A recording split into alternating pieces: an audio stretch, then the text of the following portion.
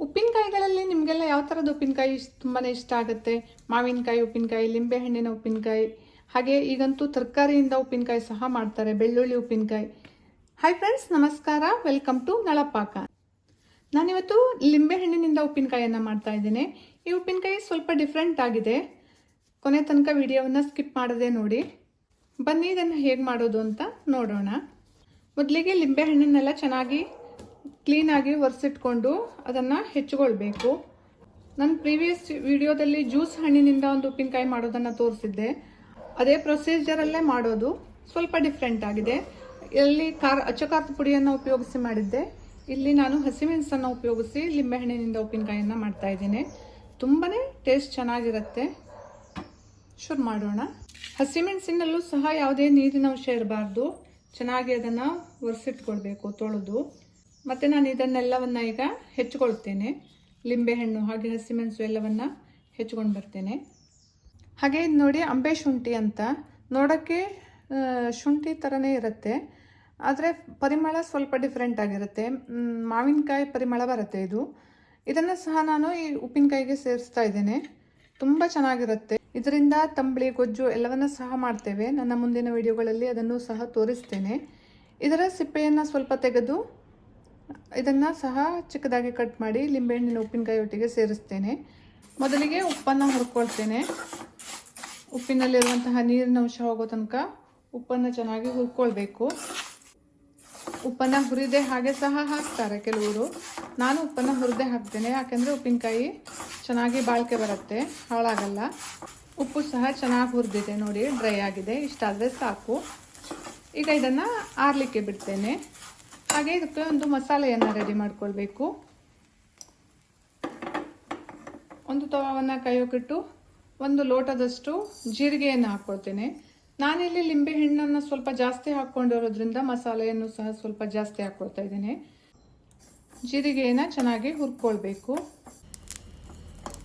ಈಗ ಜೀರಿಗೆ ಚೆನ್ನಾಗಿ ಹುರಿದಿದೆ. ಇದನ್ನು ಒಂದು ತಟ್ಟೆಗೆ ಎತ್ತಿಟ್ಕೊಳ್ತೇನೆ.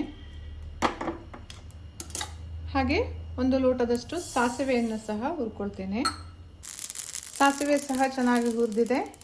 ಹಾಗೆ 1/4 ಲೋಟದಷ್ಟು ಮೆಂತೆಯನ್ನು ಹಾಕ್ಕೊಳ್ತೇನೆ. ಜಾಸ್ತಿ ಮೆಂತೆ ಹಾಕ್ಕೊಂಡ್ರೆ ಕಹಿ ಬಂದುಬಿಡುತ್ತೆ. ಹಾಗಾಗಿ ಪರಿಮಳಕ್ಕೋಸ್ಕರ ಸ್ವಲ್ಪ ಮೆಂತೆಯನ್ನು ಚೆನ್ನಾಗಿ ಹುರಿದು ಹಾಕ್ಕೊಳ್ತೇನೆ. ಮೆಂತೆ ಸಹ ಚೆನ್ನಾಗಿ ಹುರಿದಿದೆ. ಈಗ ಇದನ್ನು ಸಹ ತೆಕ್ಕೊಂಡು ಹಾಗೆ 1/4 ಲೋಟದಷ್ಟು ಕಾಳುಮೆಣಸನ್ನು ಹುರ್ಕೊಳ್ತೇನೆ. ಕಾಳುಮೆಣಸು ಹಾಕೋದ್ರಿಂದ ಪರಿಮಳನೂ ಚೆನ್ನಾಗಿರುತ್ತೆ, ಹಾಗೆ ಸ್ವಲ್ಪ ಖಾರನೂ ಸಹ ಇರುತ್ತೆ. ಹಾಗಾಗಿ 1/4 ಲೋಟದಷ್ಟು ಕಾಳುಮೆಣಸನ್ನು ಹಾಕ್ಕೊಳ್ತೇನೆ.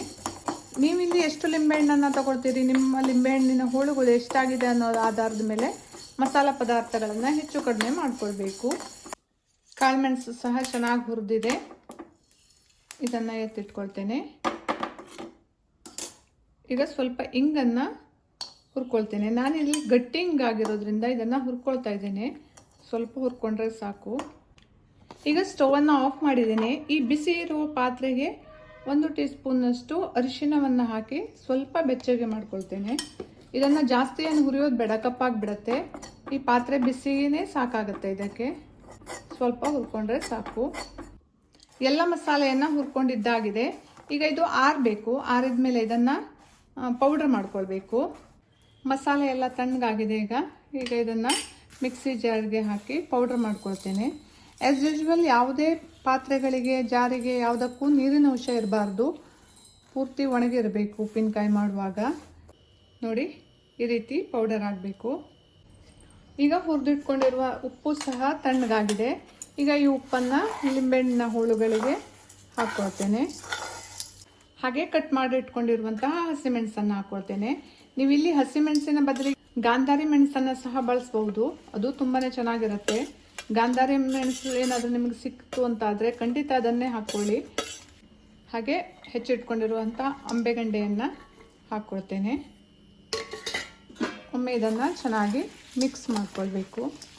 ಉಪ್ಪು ಲಿಂಬೆಹಣ್ಣಿನೊಂದಿಗೆ ಸೇರಿಕೊಂಡಾಗ ಸ್ವಲ್ಪ ನೀರು ಬಿಟ್ಕೊಳ್ಳುತ್ತೆ. ಆಗ ಮಸಾಲೆಯನ್ನು ಹಾಕಿದಾಗ ಸರಿಯಾಗಿ ಹಿಡ್ಕೊಳ್ಳುತ್ತೆ. ಉಪ್ಪನ್ನು ಹಾಕಿ 5 ನಿಮಿಷ ಹಾಗೆ ಬಿಟ್ಟರೂ ಸಹ ಆಗುತ್ತೆ. ತುಂಬ ಖಾರ ಇರುವಂತಹ ಹಸಿಮೆಣಸನ್ನು ತಗೊಳ್ಬೇಕು ಉಪ್ಪಿನಕಾಯಿಗೆ. ಇಲ್ಲಾಂದರೆ ಲಿಂಬೆಹಣ್ಣಿನ ಹುಳಿಗೆ ಸಾಕಾಗಲ್ಲ ಖಾರ. ಸ್ವಲ್ಪ ಜಾಸ್ತಿನೇ ಬೇಕಾಗತ್ತೆ. ಈಗ ಮಾಡಿಟ್ಕೊಂಡಿರುವಂತಹ ಮಸಾಲ ಪೌಡರನ್ನು ಸೇರಿಸ್ಕೊಳ್ತೇನೆ. ತುಂಬ ಘಮ ಘಮ ಅಂತ ಪರಿಮಳ ಬರ್ತಾ ಇದೆ, ಬಾಯಲ್ಲಿ ನೀರು ಸಹ ಬರ್ತಾ ಇದೆ ಈಗಲೇ ಮಾಡುವಾಗಲೇ. ತುಂಬಾ ಚೆನ್ನಾಗಿರತ್ತೆ ಉಪ್ಪಿನಕಾಯಿ. ವಿನಿಗರ್ ಬೇಡ ಅಥವಾ ಏನನ್ನೂ ಬೇಡ ಹಾಕೋದು. ಹಾಗೇ ಇದನ್ನು ವರ್ಷ ಇಟ್ಟರೂ ಏನೂ ಆಗಲ್ಲ, ಸ್ವಲ್ಪನೂ ಕೆಡಲ್ಲ, ಅಷ್ಟು ಚೆನ್ನಾಗಿರುತ್ತೆ. ಲಿಂಬೆಹಣ್ಣಂತೂ ಬೇಕಾದಷ್ಟು ಮಾರ್ಕೆಟಲ್ಲಿ ಆರಾಮ್ಸೆ ಸಿಗುತ್ತೆ. ತಂದ್ಕೊಂಡು ನಾವು ಈ ರೀತಿಯಾಗಿ ಉಪ್ಪಿನಕಾಯಿಯನ್ನು ಮನೆಯಲ್ಲೇ ಮಾಡ್ಕೊಳ್ಬೋದಲ್ವ. ನೋಡಿ, ಚೆನ್ನಾಗಿ ಮಿಕ್ಸ್ ಮಾಡಿದ್ದೀನಿ. ಈಗ ಇದನ್ನು ಒಂದು ಏರ್ಟೈಟ್ ಡಬ್ಬದಲ್ಲಿ ಹಾಕಿ ಇಟ್ಟರೆ 1 ವಾರ ಆದಮೇಲೆ ಇದನ್ನು ತೆಗೆದು ಯೂಸ್ ಮಾಡ್ಬೋದು. ಮಧ್ಯೆ ಒಮ್ಮೆ ಇದನ್ನು ತೆಗೆದು ಕೈ ಆಡಿಸಿದ್ರೆ ಸಾಕು, ಯಾಕೆಂದರೆ ಉಪ್ಪೆಲ್ಲ ಕರಗಿ ನೀರು ಬಿಟ್ಕೊಳ್ಳುತ್ತೆ. ಹಾಗಾಗಿ ಮಧ್ಯದಲ್ಲಿ ಒಮ್ಮೆ ಕೈ ಆಡಿಸ್ಬೇಕು. ಆನಂತರ 1 ವಾರಕ್ಕೆ ಇದು ರೆಡಿ ಆಗಿಬಿಡತ್ತೆ. ಲಿಂಬೆಹಣ್ಣಿನ ಹೋಳುಗಳೆಲ್ಲ ಮೆತ್ತಗಾಗಿ ಉಪ್ಪಿನಕಾಯಿ ತಿನ್ನಲಿಕ್ಕೆ ರೆಡಿ ಆಗುತ್ತೆ. ಒಗ್ಗರಣೆಯನ್ನು ಈಗ ಸಹ ಮಾಡ್ಕೊಳ್ಬೋದು, ಅಥವಾ ಲಿಂಬೆಹಣ್ಣು ಪೂರ್ತಿ ಕಳಿತ ಮೇಲೆ ಅಂದರೆ ಮೆತ್ತಗಾದ ಮೇಲೆ ಸಹ ತಿನ್ನೋಕೆ ರೆಡಿ ಆದಾಗ ಸಹ ಒಗ್ಗರಣೆಯನ್ನು ಮಾಡ್ಕೊಳ್ಬೋದು. ನೋಡಿದ್ರಲ್ಲ ಉಪ್ಪಿನಕಾಯಿಯನ್ನು ಎಷ್ಟು ಸುಲಭವಾಗಿ ಮನೆಯಲ್ಲೇ ಮಾಡ್ಕೊಳ್ಬೋದು ಅಂತ. ಖಂಡಿತ ನೀವು ಟ್ರೈ ಮಾಡಿ. ಇವತ್ತಿನ ನನ್ನ ಈ ವಿಡಿಯೋ ಇಷ್ಟ ಆದರೆ ವಿಡಿಯೋವನ್ನು ತಟ್ಟಂತ ಸೇವ್ ಮಾಡ್ಕೊಳ್ಳಿ, ಹಾಗೆ ಪಟ್ಟಂತ ಉಪ್ಪಿನಕಾಯಿಯನ್ನು ಮಾಡ್ಕೊಳ್ಳಿ.